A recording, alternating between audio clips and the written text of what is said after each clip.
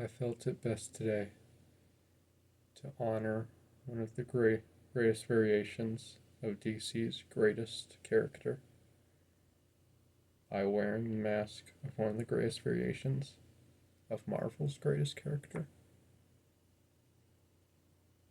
And I have no intention of causing trouble with anyone in being a white man wearing the mask of a black Spider-Man character.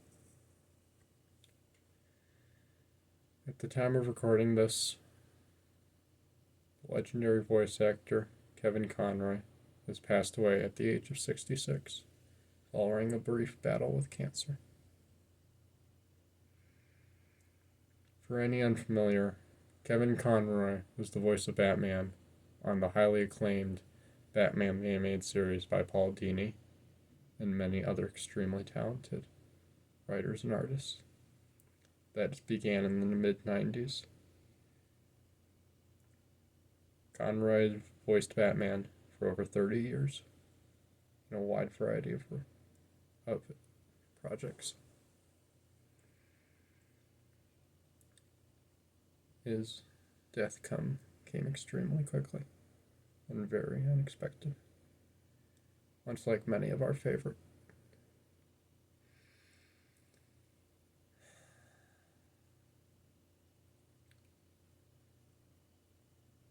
In a world where, as I was taking my first steps, Christian Bale worked his heart out as a growling, angry Batman fighting against corruption and insanity of all kinds in Nolan's Dark Knight films.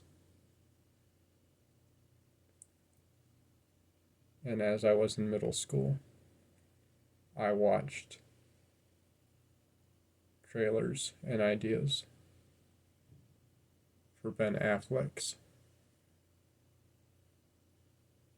poorly utilized Batman in Zack Snyder's multiple forays as Warner Bros. Desperately tried to create their MCU. And now, as an adult, I look forward to the future, what Robert Pattinson may bring to this character.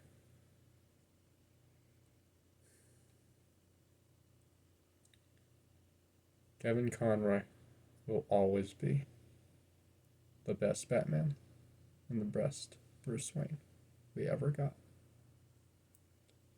He captured the essence of Batman that all of us see in him better than anyone else managed to.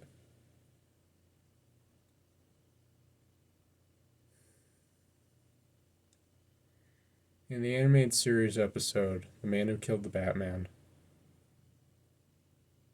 a one-time character called Sid the Squid is taking part in a gang robbery, accidentally meets Batman on a wet rooftop in the rain, and Batman seemingly slips off to his death with Sid accidentally grabbing the cowl.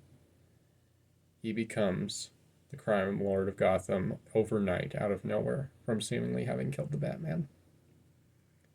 And the Joker, brilliantly voiced by Mark Hamill, ends up getting involved. As he takes the cowl and puts it in a coffin, gently placing a "Kick Me" sign on it, he delivers a special eulogy about seemingly the death of his closest friend and greatest enemy. And he delivers the only line I think is fitting enough to pull from Batman to mourn Kevin Conroy.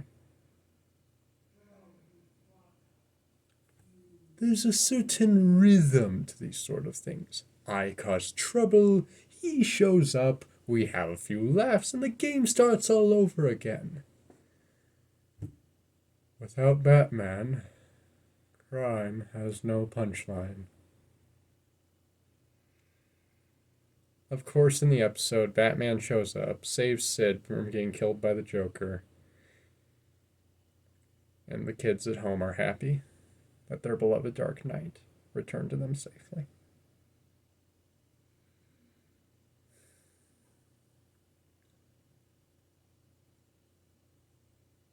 we sadly won't receive that same surprise.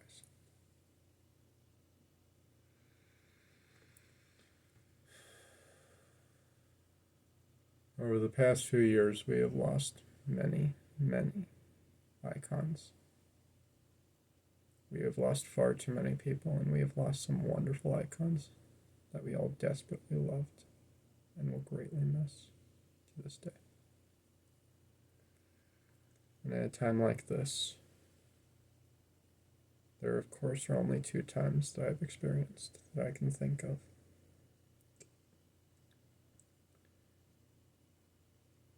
The passing of Stanley, and of course, the passing of Adam West, one of the first live-action Batman ever portrayed.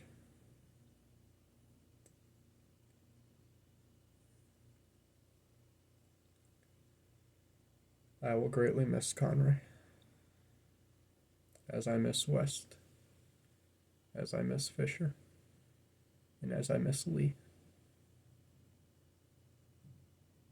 as I miss Ditko, as I miss Kirby, and of course as I miss Bob Kane himself.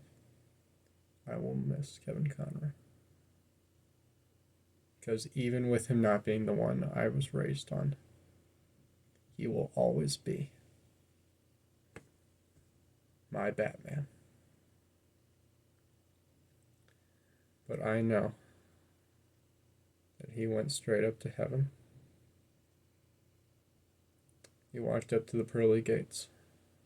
St. Peter smiled at him and said, "Welcome, Mr. Conroy. There's a few people here who'd like to see you." And he came in and he met everyone he wanted to see. And I'm positive that he went straight up to Adam West. And Bob Kane and Stanley and Joel Schumacher and all these wonderful people. And he gave them the biggest hug he could. Just like we will when we meet him in eternal happiness.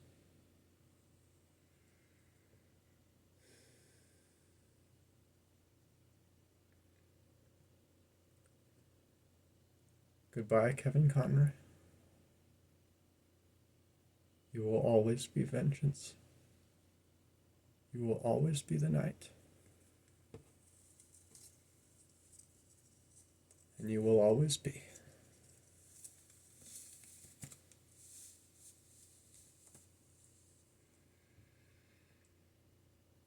Batman.